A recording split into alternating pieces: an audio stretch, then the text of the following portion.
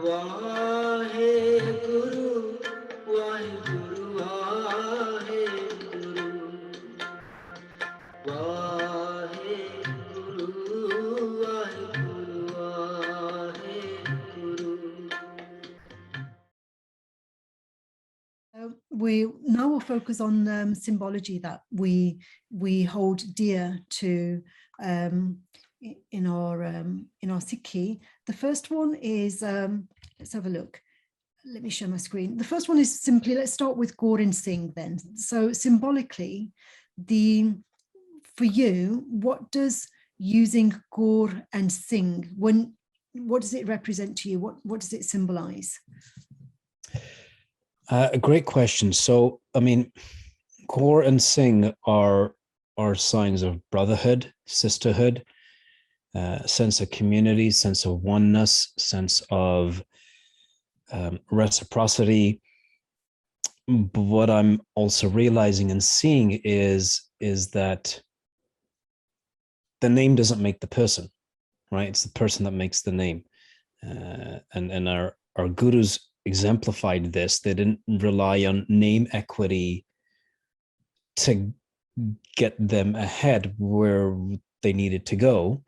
They didn't rely on inherent entitlement to be able to serve or accomplish ABC 1, 2, 3. It was their inherent values, their attitudes, their own behaviors, and then the name value or lack of value was completely separate or non-existent. So Singh and Gaur to me represents brotherhood, sisterhood, community, but the name doesn't make the person, it's the person that makes the name. Similar to, it's not the title that makes the leader, it's the person that makes that role relevant and important, and that person alone can make or break that concept, that name, that role, that title, right? I suppose it's to do with, as you say, it's that sense of community that when you or I see other people who they have the title Gaur and Singh, we feel that there's a sense of affinity. We know who they are, we know what the history is, and there's that affinity and empathy and compassion perhaps. And so regardless of what the person's name is, as leaders, we have to feel empathy for the people that we want to call ourselves, I mean, we can't really call ourselves leaders because it's something which you can't have a leader unless there are any followers, for one thing. And people will only follow people that will seem to understand what their needs are. Like in Canada, you've got politicians now who have been elevated simply because people feel that they understand what their needs are. If they didn't, they wouldn't elect them to represent them, right? Yeah. And so to me, then that touches on not just empathy, sympathy. Empathy and sympathy is then also derived from connection, right? So the way I break it down in some of the leadership lessons that I teach is leadership is influence. And this is, so some of this is coming from what I've learned through the John Maxwell team and the studying that I've done. But leadership is influence. Influence is our ability to take someone from where they are to where they want to go. Or if we've got vision and perspective that others don't, then influence becomes taking someone from where they are to where we want them to go in an ethical and appropriate place. But in order to have influence, you have to connect. Because if you can't connect, what are the chances you'll have influence or leadership? If you can't connect, what are the chances that you'll have legitimate sympathy and empathy? All right. So it all boils down to being able to ethically connect, finding and establishing common ground, connecting with someone there, which is where our values and needs intersect. And then you can take someone on that journey wherever they want to go, or wherever you want to take them in an ethical and appropriate way. So building a foundation of connection and genuine connection adding value and being of value to others, for me, that's the core, and that's the core of leadership, because you have to be able to value, you have to be able to add value that then further allows you to connect with your people. When you can connect with your people, you'll have influence and leadership with them. Right? Yes, and your people could be your neighbors, it could be your colleagues, it could be the people you play football with. It's like whoever it is, your people. It's living in the Western world, our people we may not necessarily be surrounded by others who have Kaur and Singh in their names, but they're our neighbors, so we connect with them, and we can influence a higher standard of living in our community wherever we are by connecting. Yeah, absolutely. And your people could even be yourself, right? For us to be able to lead others, we have to be able to lead ourselves through growth and transformation, right? When you take Amrit, that's a pledge to lead yourself through growth and transformation. So when we can lead ourselves, that then equips us to better lead others, right? And like you're saying, your people could be those that are in close proximity to you, whether it's friends, family, neighbors, or if you're in a formal or legitimate leadership role, then that's different. But we're all leaders in some way, shape, or form, right? So there's a level of influence we have with those around us. We all have a level of influence. It's just a matter of using that for good, but being able to tap into that connection superpower so that we have a chance to be able to influence others, ultimately starting with growing and leading ourselves. Okay, brilliant.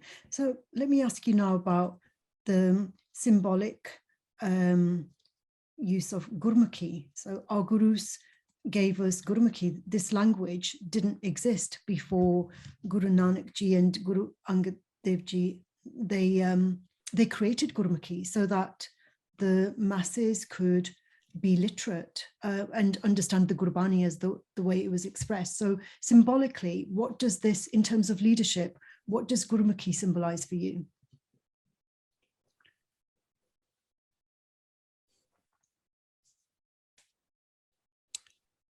So through written word, through language, through communication, we're able to grow, we're able to transform. So Gurumaki, if I'm taking a macro perspective, it's about communication, it's about literature, it's about educating your people. Our gurus were trying to educate us, our gurus were trying to encourage us to grow and transform and evolve. And they were able to do that through language and through the power of Gurumukhi, which then further along the line comes Sri Guru Granth Sahib Ji. But the power of Gurumukhi allowed us to evolve, allow us to educate ourselves, allowed us to lead ourselves through that growth and transformation that I mentioned earlier. And that's what language allows us to do. Right. And when you have a connection with language, then that's a very powerful place to be for yourself, because now you're equipped. Because if you've got the power of language, now you're equipped to be able to do something with that, good or bad, or indifferent. But I think they were equipping us they were trying to educate us and inspire us to grow and transform through the lowest common denominator, which typically is language, right? For the most part. Yes, I mean, they had a language, but it wasn't a script. It wasn't a written language. And so the written language empowered those who previously didn't have access to school, for example. People could teach themselves how to read and write using absolutely, because it was so because it's phonetic, so it's very easy to learn and to self to teach ourselves how to read and write using the script and to understand the Gurbani. So it's empowerment. Absolutely. Yeah. Empowerment at the most enlightened stage. I mean, our gurus are perfect role models, right? Our gurus were perfect as leadership role models. So the empowerment through written language is a very powerful shift in Sikh history and Sikh perspective. Yeah, because also it's to do with identity in the sense that they didn't use the scripts that already existed. For example, Farsi, Sanskrit, Urdu. You know, they didn't use those scripts. It was like, no, this is our identity. You know, this is the script that we're going to use. This is the way, because I think it was the Langar script that they modeled it on. The Langar script already existed, which was what the merchants were using apparently. And so they modified it. It was like, no, you know, it's like they didn't use the Langar script the way it was. They modified it so that it would serve the needs of the Punjabis, who had their own distinct dialect. And so the way the Gurmukhi was ordered, it was innovative. It was created with a novel structure that was that fitted the new identity of Sikhs. Let's go on Ek Onkar then. So Ek Onkar, what does Ek Onkar symbolize for you?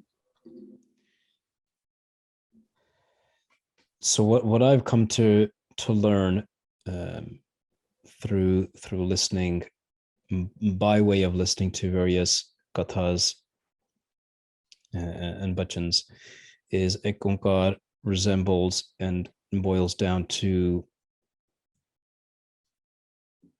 the sound that came about when Waheguru spoke. Right. So for me, it's not so much God is one, which is typical and which is not inaccurate, but the sound that Waheguru made when everything in the creation was started and was given life. Ek Onkar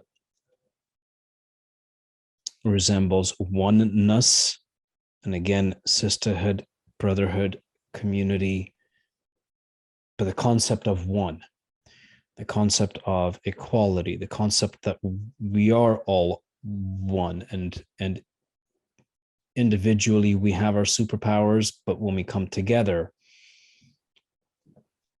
that one collective is so incredibly powerful, right? And we're seeing that now in today's day and age, where you have these, political unrest, socioeconomic challenges and obstacles, and when folks are coming together, that unified voice is so much and incredibly strong. So all of that kind of is what comes to mind and comes to heart when I hear Ek Onkar. Yeah, and it's when we focus on the oneness, it's in contrast to duality, isn't it? So it's not, because in the Mool Mantra it's nirpo, nirvair. So nirvair, meaning if there's no enemy, if we're all one, part of that oneness, then there isn't that duality of like good versus evil. It's all part of the same oneness, isn't it? Yeah. So it's something that just popped into my head as you were mentioning that. I was on a coaching call this morning, and what was shared with me was a conversation that this person was having with another leadership trainer who had mentioned something to the effect of you can partner with two things. You can either partner with fear or you can partner with faith. Right? So you partner with fear or partner with faith. Good and the bad, nirpo, nirved, duality, bringing it all back down to one. Faith is the only way through anything, whether it's faith in God, whether it's faith in Waheguru, whether it's faith in any other, anything else, or it's just faith in your ability to get through, right? You can either partner with faith or you can partner with fear. And what our gurus taught us was partnering with faith is the best strategy there ever is, right? And when that faith is rooted in Waheguru, And the faith is rooted in Sikhi and Sikh values. You can't go wrong. So that just kind of popped into my head as you were talking. You can either partner with fear or faith. You can't have both. And duality has a huge role in that. It's one or the other, right or wrong. There is no, it's black and white for the most part in some areas of life. Right? Yeah. Okay, brilliant. So let's go to the Kunda then. So what does the Kunda represent for you? What does it symbolize? So obviously the Kunda is made up of 4 different elements, but together, for me, it symbolizes unity. It symbolizes unique, different elements coming together to form one, which also goes back to the Echo and God concept. But it symbolizes the coming together of, the unification of, the bringing together of, which you can apply in everyday life as well. But really that unification piece is what kind of stands out. Yeah, and then the double-edged sword of justice and truth, and being the fact that we can't separate spiritual from political, from the world, because a lot of people say, oh, let's leave politics out of religion. It's like, well, in Sikhi, religion and politics is one and the same. Yeah. So, Sikhi faith and the way I see it is, whether it's politics or your everyday life, we have to find that balance in between, right? Gurus wanted us to live a gristha jivan, and they exemplified living in the world, but also being above it, or being able to look at it from a third party perspective, right? So it's kind of like being in the eye of a hurricane, where you're in the hurricane, you're in the hurricane, you're in that somewhat of a safe space, but you see all this craziness going on around you. So similarly, we're meant to live in the world, operate in the world, but also keep in mind that this isn't the be all and end all, because there's something after this, which is what Gurbani teaches us, which is what a guru's taught us. Right? Now, how you get there is a different conversation. But keeping in mind that, yes, we're meant to be strong in our Sikhi. Yes, we're meant to be strong in our Nitnem and Simran. But we're also meant to live our lives and exemplify the pillars of Sikhi through everyday life. Yes, through our actions. So it's not simply the inner world of spirituality, it's also the outer world. So it's like, yeah. Okay, so what about the gada? Like, I see that we're both wearing our gadas. Why is the gada important for us as a symbol? What does it symbolize? Along with being one of the Panch Kakar, for me, it symbolizes the continuous cycle, right? Whether that's Charasi Lakh June, or where my perspective and what I'm gravitating towards these days, the cycle of growth and transformation, and continuously getting better, and continuously trying, and continuously stumbling, but getting back up and continuing that process, right? So not only Panch Kakar, but developing a personal relationship with the symbols in the Sikh faith. So Charasi Lakh June, yes, but applying it for me in my everyday life here in 2021, what does that mean? Charasi Lakh June, yes, is important.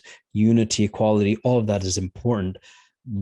But for me to wrap my head around this, it's the notion of continuing to get better, continuing to make an effort, continuing to stay on top with my Nityam and Simran, continuing to grow, evolve, and transform to be the best version of myself, so that not only can I lead myself, but lead others around me. Yeah. And for me, it always kind of keeps me down to earth. You know, it's steel.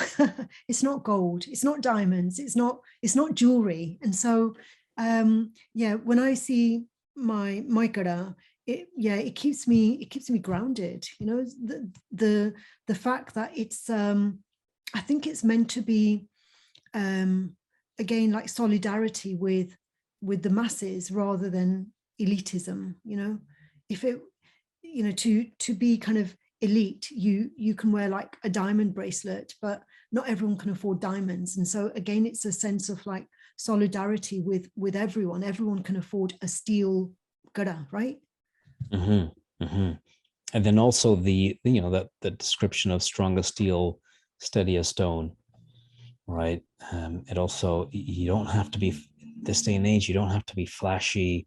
It's not about the bright lights, it's not about the bling. It's just being strong, having a strong foundation, being a rock in your core values, and then just continuing to give, serve, and live an ethical and appropriate life that you can be proud of. Yeah. Okay. Brilliant. Let's talk now about the star. Then what does the star symbolize for you? So, the most important thing for a human being is the mind, right? The mind. Without the mind, what are we? So the mind is the most important thing. Now, when you have something that's so incredibly precious, you cover it typically, right? So the start for me is covering not only identity and all the popular descriptions that we have come to learn, but for me, it's covering the most precious thing that I possess, which is mind, because mind has the ability to merge. Mind can merge with Waheguru. So without my mind, what am I? So for me to be able to symbolically protect my mind, I cover it with the star. But again, above and beyond that, it's a sense of identity, sense of standing out, sense of being different, sense of being okay with being different. Now, if I backtrack a bit, my background is communications. I've got a master's in communications management. I've been in comms, public relations, my entire profession. And back when I started, there weren't too many people that looked like me. There are also not too many people that look like me in the leadership development and coaching space. And with that comes hardships, right? With that comes people looking at me differently. I know it. That's part and parcel of the deal. But I also wouldn't change it, because I know I'm going to stand out. So now, how do I use that to the best of my ability? Right. That's what goes through my head. And there have been times where it's really gotten to me that I know I was looked at differently. I know I was treated differently, 100%. And it does get you down. But what helps pick me back up is, Parm, you're going to stand out. What are you going to do with that? Right. So the start is all of that, probably more. And so many people would take the easy way out. And I don't think it's the easy way out. That's not the right word to say it, but to try and kind of be successful, they would say, oh, let me cut my hair, I know my own father did. My father had to do that when we first came to England. My father, back in the 60s, had to cut his hair to get a job. Mm-hmm.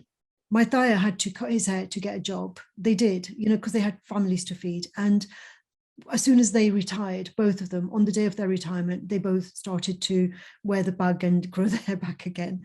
So, sometimes people have to make pragmatic choices. And so what I was going to say is, like, it's not the easy way out, but sometimes, it can seem like, should I follow that option of like, if I want to be successful as a leadership coach, should I just merge, just should I change my name so that it's an, anglicized name? And I don't think it's an easy choice, but there is, some people do that, don't they?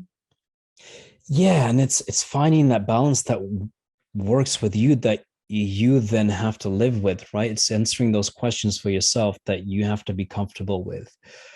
I go by Parm, not Parminder. I'm okay with that. And if I'm being judged on that, okay, I'm willing to be judged on that. But I also wear my dastar with pride. I tie up my dari. If we weren't on camera, it'd be a lot frizzier and a mess. But for me to just be able to put my best professional foot forward, I just make sure that I'm well groomed. That's my personal decision, and no one else has to agree with that and has to be comfortable with that but me. And the point I'm trying to make is that we have to be able to individually answer those questions for ourselves and be at peace with those answers and how we're showing up in the world, right? And if you're at peace, then who am I or who is anyone else to judge, as long as you're not breaking the rules and breaking the law. But me showing up with my dastar and just making sure my dari is tidy, that for me is showing up. That for me is still representing. That for me is still saying, hey, I can operate at a very high level in this new space that I'm growing in. And it's also fueled by my faith, because a lot of times when I teach in leadership development, when I have my one-on-one coaching sessions, I find, and I don't have to announce this to the people that I'm teaching, but I find that the content is very, very analogous and very similar and so rooted in Sikh values that it's like, holy smokes, our gurus gave us the template for leadership development and coaching, right? So it's a funny, now that I think back at it, it's a funny dynamic, an interesting dynamic. Yeah, it is. And in terms of gender equality and things like that, 550 years ago, Guru Nanak Ji was teaching that, and some societies are simply catching up with it. But we've, I know it's not perfect in the Sikh culture either, but at least we've had a head start on that, haven't we? Yeah, and we're progressing, right? I mean, maybe it's not as much as we hope, and there's always room for improvement, right? But I think we're progressing. I think we're moving in the right direction. And some communities and some countries more than others, yes, understandably so. But as a collective, I would like to think that we are moving in the right direction. Yeah, brilliant. So let's talk about the symbolic ritual of Seva and Langar. It's an integral part of Sikhi, Seva and Langar. What do they symbolize? What does Seva symbolize? Selfless service is obviously the textbook definition. Again, that's fairly accurate. But for me, it's putting others before yourself. So, and what I came to learn about the word ego. So yes, we want to be humble. Humble doesn't mean thinking less of yourself. It means thinking of yourself less. So this is something that I learned, and it hit me a while back. Not thinking less of yourself, but thinking of yourself less. That's what Seva means to me, is thinking of myself less, right? Selfless Seva. So putting others before your own needs. Langar, open concept kitchen, again, exemplifies equality. We all eat the same food. We all sit at the same level. We have the same thali. We have the same plates and dishes. Community fed, community driven, community led, because it all boils down to community. All right. We are the people that we've been waiting for. We are the change that we've been waiting for. It's the community that has the power, right? Community elects political figures. Whether those political figures are right or wrong, again, different topic. But power is in community. Power is in togetherness, which we touched on a couple of other questions ago. So all of these topics kind of culminate when I think of Seva and Langar. Mm. Yes, and also that simply because you're in a position of leadership doesn't mean to say that you need to have a better dish. You don't need to sit on a chair when everyone else is sitting on the floor. You know, so leadership it's on an equal footing, isn't it? You know, that simply because, as you said earlier, leadership is about influence, and influence, you can be influential, not by, you know, you don't have to elevate your position to be influential. You can be at the same level as everyone else and still be highly influential. Yeah. Leadership is all about bringing others to your level. If you're operating at that higher level, you bring others along, because the view is always better at the top with other people, right? There's no reason to want to, there shouldn't be a reason to want to be at the quote unquote top by yourself. It's lonely by yourself. So why not enjoy the view and bring others along? And the concept of Langar does that. It says, hey, ultimately we're all the same. Let's enjoy a meal together. And when you can enjoy a meal together, that further builds that connection, right? Food is the way to the heart usually. So when you can enjoy a meal together, you're able to magically connect over food. And just to highlight the fact that our gurus were so innovative in this, that to us now, it can seem like it's become normalized that we sit down and we eat together. But in those days, not all the castes could sit down and eat together.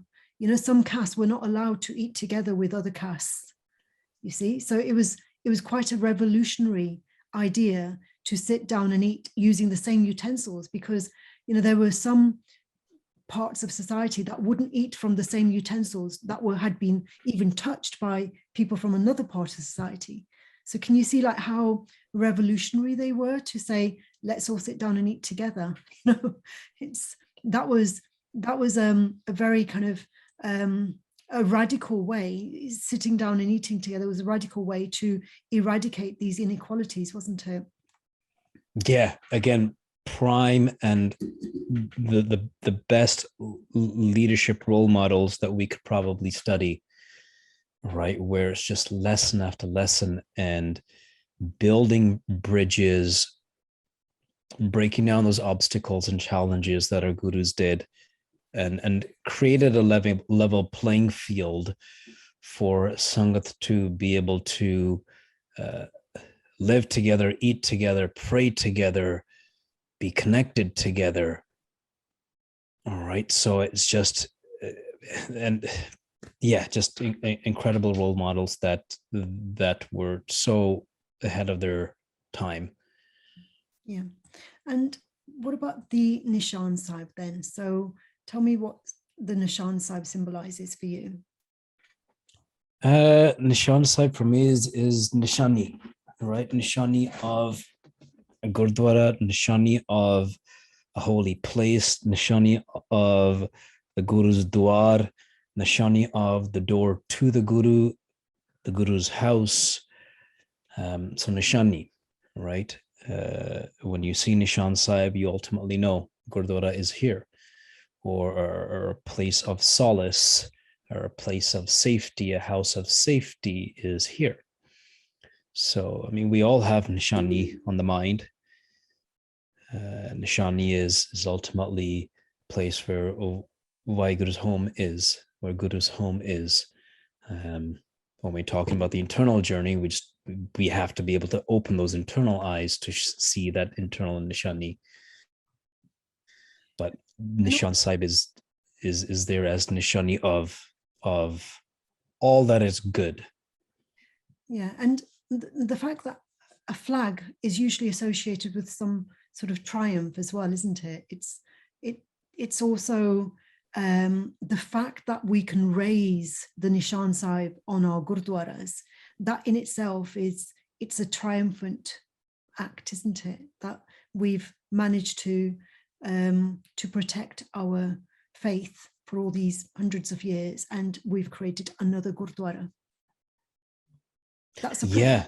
That's a privilege in itself. And so for me, it symbolizes success in terms of leadership. It's like we've marked this territory as being a safe place. We've fought for this, we've fought our battles, and now we've claimed our right to create a sanctuary here. Yeah, absolutely. The winning of good over evil, light over dark, the winning of your mind over the Panjdut and over God. That's the ultimate win. That's the ultimate championship. But yeah, you're absolutely right. The triumph of being able to be yourself without persecution, right? Which happened a lot in our Guru's times, and probably couldn't raise a Nishan Sahib as comfortably or as confidently back then, which we can now. So triumph is a fantastic way to put it. Yeah. And finally, let's speak about Guru Gobind Singh Ji with his horse and his falcon. What do they symbolize for you, the horse and the falcon?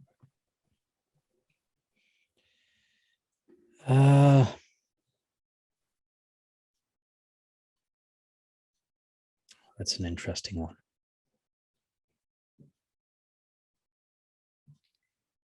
In the days of Guru Gobind Singh Ji, we talked earlier about the different castes, and there were some castes that were not allowed to ride, or, they couldn't ride a horse, and whereas with Guru Gobind Singh Ji, he had everyone, like those who were Sikhs with him in all the battles that he fought in, they were all riding horses. Even women were riding horses. My Baggo was riding a horse, my Baggo who went to, to support Guru Gobind Singh Ji when they were in that fort, when the 40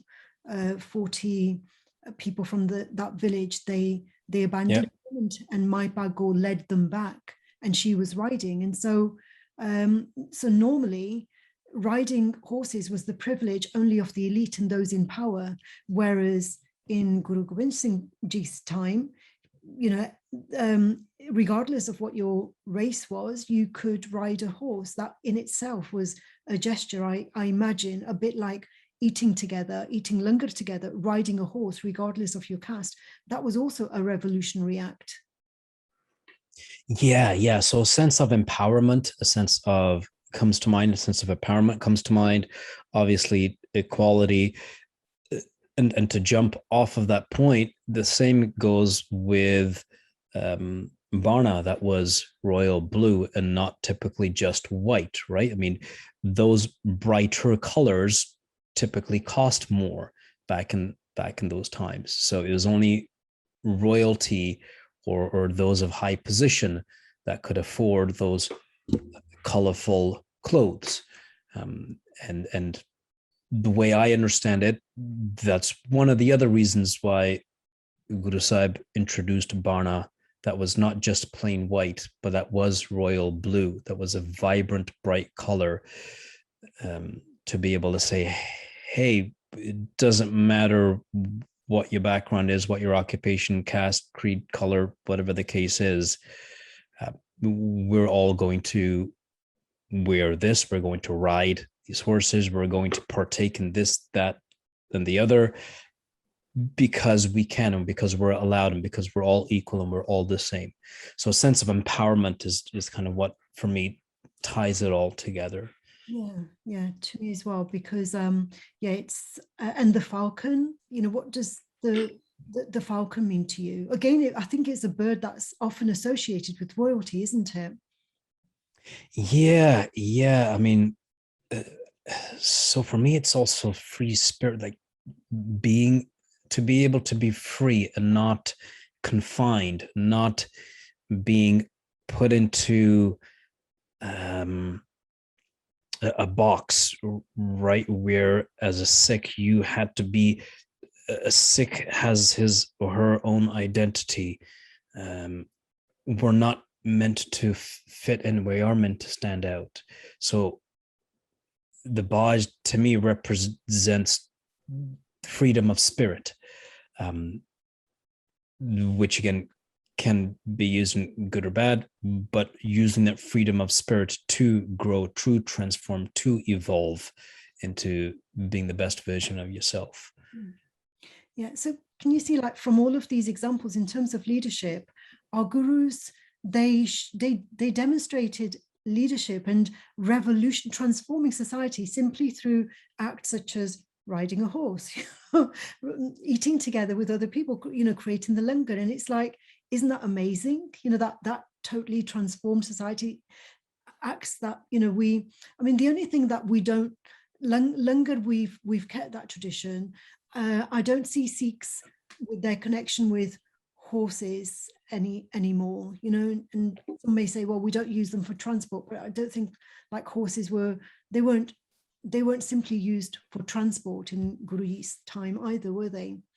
That's the only thing I don't see Sikhs kind of like continuing with, and I don't know why. But the other traditions, they were created between 300 to 500. Langar it was Guru Nanak Ji that created the first Langar, and sitting together and eating together with people, he made it mandatory that if anyone came to see him, they would need to have Langar before they came to see him, which meant that they were humble enough to sit on the floor and eat, through utensils that they knew had been touched by all sorts of different castes. Isn't that amazing? Yeah, and I thank you for this opportunity, because it's helped me to just take a different perspective and a deeper look into all of these symbols and what we normally take for granted. And while I have here and there gave a thought about these things, it's different when you talk it through, right? And you talk it out. So thinking back, it is absolutely incredible that our gurus had the foresight and intuition to exemplify these areas and nuances of leadership in cultural ways that we could understand, right? In simple ways that we could understand, right? Eating a meal together before doing darshan, so incredibly simple, but also complex for our gurus to have thought of at that time. But ultimately they were connected, so that hukam was coming from elsewhere too.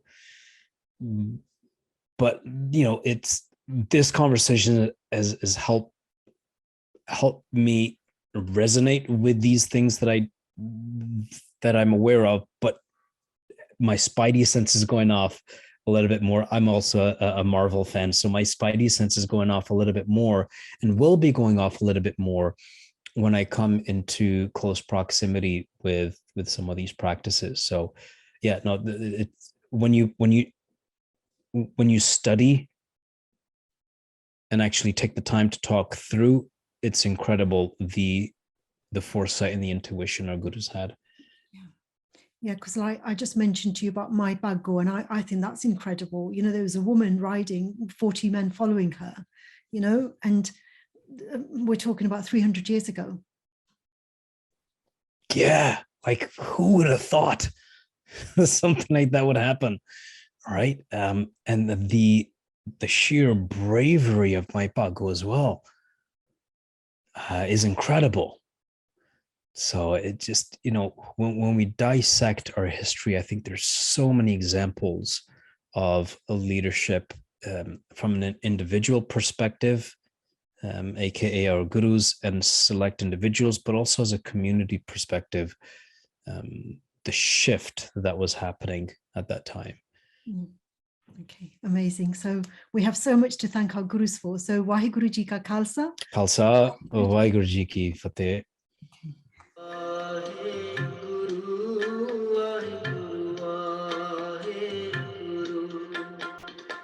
Wow.